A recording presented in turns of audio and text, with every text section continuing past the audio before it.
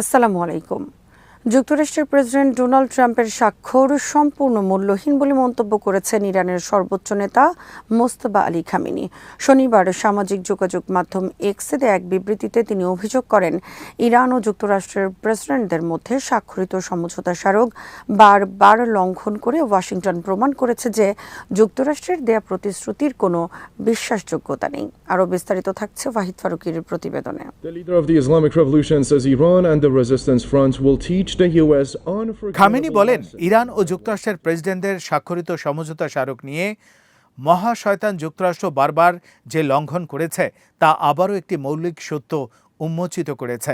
যুক্তরাষ্ট্রের প্রেসিডেন্টের স্বাক্ষর সম্পূর্ণ মূল্যহীন এবং বিশ্বাসযোগ্যতাহীন। তিনি আরও দাবি করেন, জবরদস্তি, একনায়কতন্ত্র ও নিষ্ঠুরতা যুক্তরাষ্ট্রের নীতি ও মতাদর্শের অবিচ্ছেদ্য অংশ।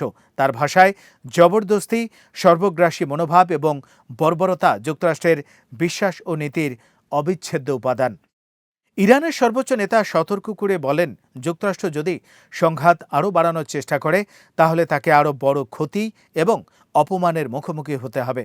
তিনি বলেন, আমেরিকান শত্রু যদি সংঘাত আরও তীব্র করতে চায় এবং এর ফলে আরও বেশি মূল্য ও অপমান বরণ করতে প্রস্তুত থাকে, তবে তাদের জানা উচিত যে ইরানের জনগণ এবং প্রতিরোধ অক্ষ তাদের জন্য এমন শিক্ষা প্রস্তুত করে রেখেছে যা তারা কখনো ভুলতে পারবে না।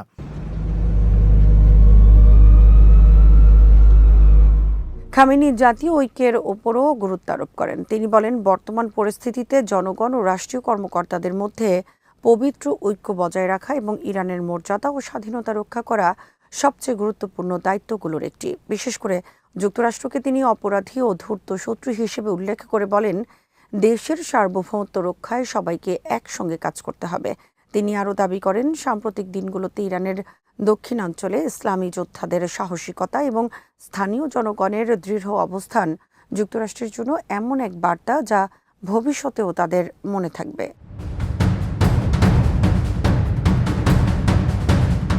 এদিকে ইরানের প্রেসিডেন্ট মাসুদ পেজেশকিয়ান জাতীয় ঐক্যের আহ্বান জানিয়েছেন। এক্সে দেয়া পৃথক এক বার্তায় তিনি বলেন, এই ঐতিহাসিক মুহূর্তে বিজয়ের মূল চাবিকাঠি হল পবিত্র জাতীয় ঐক্যের প্রতি অঙ্গীকার এবং মতভেদ ও বিভক্তি থেকে বিরত থাকা। এর আগে ইরানের উপপররাষ্ট্রমন্ত্রী কাজেম গারিবাবাদি ঘোষণা দেন, যুক্তরাষ্ট্র সমঝোতা স্মারকের শর্ত লঙ্ঘন করায় তেহরানও ওই সমঝোতার প্রতি নিজেদের অঙ্গীকার স্থগিত করেছে।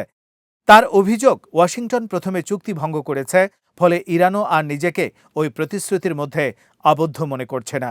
সাম্প্রতিক সময় যুক্তরাষ্ট্র ও ইরানের মধ্যে সামরিক উত্তেজনা উল্লেখযোগ্যভাবে বৃদ্ধি পেয়েছে। উভয় দেশই একে অপরের বিরুদ্ধে হামলা ও পাল্টা হামলা চালিয়ে যাচ্ছে, যার ফলে মধ্যপ্রাচ্যের নিরাপত্তা পরিস্থিতি আরও জটিল হয়ে উঠছে। গত জুন মাসে পাকিস্তানের মধ্যস্থতায় ইরান ও যুক্তরাষ্ট্রের মধ্যে একটি সমঝোতা স্মারক স্বাক্ষরিত হয়েছিল।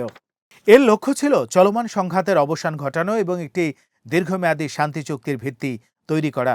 তবে সাম্প্রতিক সামরিক সংঘাত ও পারস্পরিক অভিযোগের ফলে সেই সমঝোতার ভবিষ্যৎ এখন অনিশ্চিত হয়ে পড়েছে। উভয় পক্ষেই একে অপরকে চুক্তি লঙ্ঘনের জন্য দায়ী করছে, যা নতুন করে কূটনৈতিক সংকট এবং আঞ্চলিক অস্থিরতার শঙ্কা বাড়িয়ে দিচ্ছে। আজ এখানেই শেষ করছি। সমরাস্ত্র প্রতিরক্ষা ও কূটনীতির নানা তথ্য জানতে চোখ রাখুন বিডিভিউজ ইনফোটেইনমেন্টে। চ্যানেলটি ভালো লাগলে সাবস্ক্রাইব করুন, সংযুক্ত থাকুন আমাদের ফেসবুক পেজে। আল্লাহ হাফেজ।